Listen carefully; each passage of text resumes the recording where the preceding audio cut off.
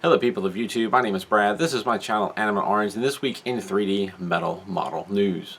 Normally I'd start with Fascinations and what's new on their site, but it appears that this week their site is pretty much the same as last week. They're not showing any new models. We still have the same two coming soon models that we had last go around, and the one model that they showed in the newsletter still hasn't shown up on the coming soon page, nor has anything moved over to what's new. Piececool has added 3 new models to their website this past week. To start with, we have the Huadan, aka Concubine Yang model. That is a word, concubine, that I never thought I would say on this channel. Product name P133-GRW. There are 4 sheets, 11 by 21 centimeters. This thing has 343 parts. According to the information on Piececool's website, it is brass. The metal is brass. Over 553 accessories, and according to CodeWiki, him and I had talked about this model a little bit, the accessories appear to be lots and lots of beads. And if you look at a close-up of the model, it does appear to have some beads in, I guess, the headdress or whatever, possibly other places. The finished size for this model is 9 by 7.4 by 19.5 centimeters tall. It is rated as 5 out of 7 stars, and the official release date, from what I was able to find, was December 5th, which was yesterday.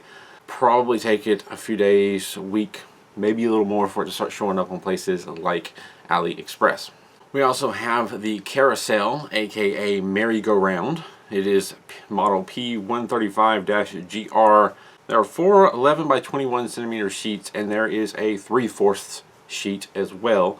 222 parts. Also, this one is listed as brass. The finished size is 11.5 by 11.5 by 15 centimeters in height. 4 out of 7 stars is the difficulty rating on this one, and it is also supposed to have been released on December 5th. Still not showing up on Aliexpress or Crazy Toys, though. Again, it usually takes a week or more before things start showing up, or roughly a week. Another model that has shown up is the Erlang God, or Erlang Sheen. It's a P134 RKW. 4.5 11 by 21 centimeter sheets, 14 accessories, 198 parts. Also listed as brass, the metal. Finished size is 28 by 7.5 by 19.5 centimeters tall. As of the recording of this video, I didn't have a specific day for a release time, just somewhere in December, though that information might get updated pretty soon. And just to repeat, these are models that are showing as coming soon from Piececool. They're not yet for sale. At the time of me recording this, they should be showing up on places like AliExpress and Crazy Toys within a week, maybe 2. It just kind of varies. But I'll put a link to Piececool's website. You can go to their website and check out some of the same things that I'm seeing as well. And checking through my AliExpress favorited stores, I see on MMZ Model Store they have a Destiny Gundam model, or a MMZ model Destiny Gundam 3D model. I'm not sure the actual brand name of it. They just have it listed as MMZ model. It is a Gundam model, which we are somewhat familiar with. It is all in color, which to me is new. If there is a manufacturer that's already making that, I'm not quite familiar with it. But I tried to look around. I want to say that I've seen MMZ models before that were actually like Piececool or Microworld or MU or something else. So maybe this is one of the other names that I'm more familiar with, or maybe it is something they've created. I'm not sure. It is listed as a stainless steel model. The finished size is 23.5 by 16 by 23.5 centimeters. 3 sheets. The sheets are, I think, 28 by 17 centimeters. 239 pieces, and it just says 7 stars. Not how many stars is, difficult. Not 7 out of what. It just says 7 stars. And there's only a couple of pictures of it. It's not a lot of information. I'm not sure where. I got a feeling it's actually made by one of the other big names that we're aware of, and they're just not showing that on this website. But I will leave a link to that in the description down below. It is a pretty neat looking model, and they've got, I said they have a few pictures, and actually they have several posing pictures of it, several different angles, which look really cool. Now this kind of brings us to the end of the video where I get into the topic or question of the week. And last week I didn't really cover it. It was coming up on or right after Thanksgiving, and I wanted to kind of keep it short, spend some time with family. So I'm going to go back to 2 weeks or 2 videos ago where the topic was I was talking about finger cots. Somebody asked a question about the finger cots that I wear in a lot of my build videos and why. And at the end of that video, I basically posed the question, is there anything that you do to keep fingerprints off of your models? And I did get a few responses that I do want to share today. From Jay, we have, thanks for another great vid, Brad. Personally, I go bare when doing my models. I tried the MU finger cots when doing Megatron, but didn't like the lack of sensation feeling in my fingertips. Found it harder to handle smaller pieces. As for fingerprints, I just kind of live with them. I try to clean them, but it's impossible. It's just impossible to get every last nook and cranny. Thanks again. Now, I'm not sure what MU models that Jay is talking about. I know a lot of the MU models that I've built are colored, and the fingerprints don't really stand out much at all on colored models. You can certainly get by a lot easier with those than a lot of the silver models that everybody used to do, which is where I kind of started wearing the finger cots. There have been times with colored models that I've just, to heck with this, and gone bare, because I agree, when it comes to tiny little parts, the finger cots can cause problems. Can actually, if situations are just right to be wrong, I've had pieces caught, pulled away, stretched out, and flung across the room like a slingshot. So there is certainly a downside to it. George Bell, I use black powder-free nitrile gloves. They have a slight texture which helps with holding parts and seems more durable than latex. Same gloves I use at work, so it just makes sense to use them here too. Thanks for another great video. George, I might have to try that. That is interesting. A nitrile, black powder-free nitrile gloves that have a slight texture to them might be worth a shot. You may see me in future videos give that a try. Thank you very much. I may look out for that. Richard Kroll, I find latex gloves and finger cots make it more difficult for me to handle small parts. I came up with a solution to fingerprints on models. All you need is one of the cheap foam paint brushes that sell for about $1 a piece at the hardware store, some bamboo skewers available at most grocery stores, and some epoxy. Cut about 1/2 by 1/2 sections off the paintbrush. Glue each section to the end of the skewers. Be careful not to let the point of the skewer protrude from the brush section. Once the glue has set, they can be dipped in a little rubbing alcohol and used to remove fingerprints. Even if they catch on an edge or protruding tab, they will not leave shards like other cleaning mediums do. That is very creative and a very good idea.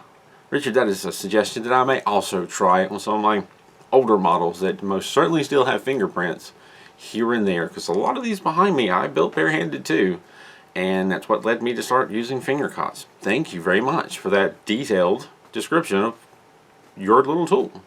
Christopher Thorpe, don't really notice fingerprints on my completed silver models. Godzilla has a few, but they don't stand out. I have the MU Shockwave model with cots to try out, and this will be my first experience using them. So Chris, your hands may not sweat like mine do, so it may not be a big issue for you. My hands, even when they're cold, will sometimes sweat just a little bit, leaving fingerprints everywhere. So that's good for you that it's not been an issue. I will save you quite a bit of time and money in fingerprint removing solutions and gloves and whatever else the rest of us are having to do. So thank you to those of you who responded to last week's question or topic. For this week, I do want to ask a question I do want to kind of go over a question that was once posed to me by a Robert McCracken. They had asked, I was wondering where you got the display shelves.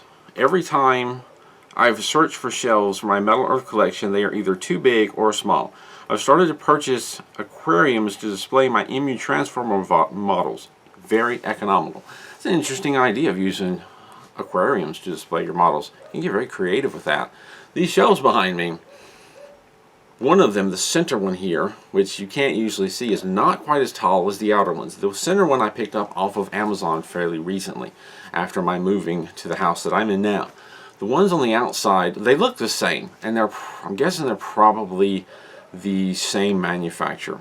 I'll put a link to the Amazon listing that I purchased in the description down below there. Atlantic drawbridge media storage cabinet.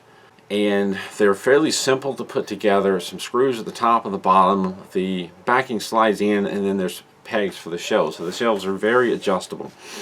I had gotten the outer two shelves quite some time back secondhand from somebody that was moving. And I had put one of them in my background with some very simple DVD shelves around it. And when I moved, I decided to upgrade because I was running out of room. I brought out the other DVD shelf, which I hadn't used because it had some chips in it. Well, I painted over those chips with black, so you don't really see them in the background. And I just happened to run across a set that looked just like these because I didn't know what brand they were. There's no names on them or anything. The guy didn't remember where he got them from. I didn't really ask. But I found ones that looked just like it. The only thing is it's a few inches shorter. I think the listing includes a display cabinet that's 3 inches taller, but it looks to be put together a little different. Either that or somebody's done a bad photoshopping job, because it looks like it has screws for the shelves, but then the screws don't seem to line up with the shelves. I got the 36 by 19 by 7 set, but they also list a 36 by 19 by 10. I really like these. The only thing I don't like about them is there's nothing stopping dust from getting on them. The good news is they're down here in the basement where only I ever come down, really. So there's not a lot of dust kicked up. But it would be nice to someday maybe make some shelves, cut out some wood, and make my own shelves similar to these with either plexiglass or glass doors that shut to protect them. These were a fairly simple solution. They're basically DVD media shelves. They're a great fit for these models, and I have been slowly improving upon them by 3D printing little risers to raise the back models up a little higher than the front, so they look more full and I can get more on each shelf. I know a lot of people use different IKEA enclosures to build their models. Given my limited space, they didn't really work for me. These are flat, so they don't take up a lot of room. The one thing you don't see is there's actually some sort of old buffet cabinet underneath them so that they sit up higher, because they're not super huge. They're not really tall. The bottom of them is maybe a foot or so beneath the camera view.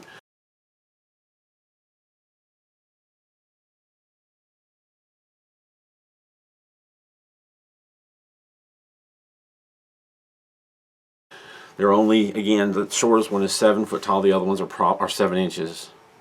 Excuse me. The tallest one is about 36 inches tall. I think I said that wrong earlier, and I was trying to say 7 and 10 inches. The shortest one is 36 inches tall. And the other ones are just a few inches taller than that. Maybe 6 inches taller.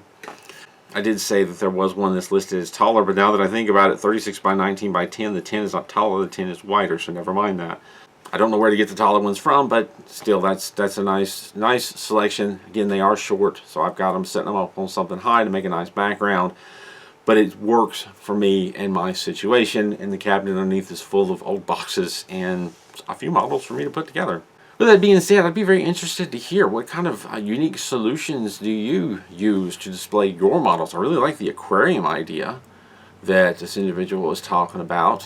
What other unique ways have you used to display and store your models? Leave them in the comments down below. And I'll leave it at that for this week. I do want to take a moment to thank my Patreon supporters. It is the beginning of another month, so I do want to thank Andrew S., Chris Paskowich, Giovanni Filardo, Hugh Morrison, Kaj Nielsen, Kamal McCoon, Ken Crowan, Kendall Fargo, and Man Hung for supporting this channel for another month. Thank you very much. Your support goes a long way in helping me maintain the software and maintain models for me to build and keep this channel going. I greatly appreciate it. If you do like these videos, consider becoming a Patreon supporter.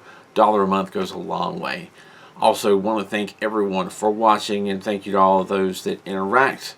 I'll see you next week, if not sooner. As always, keep on keeping on.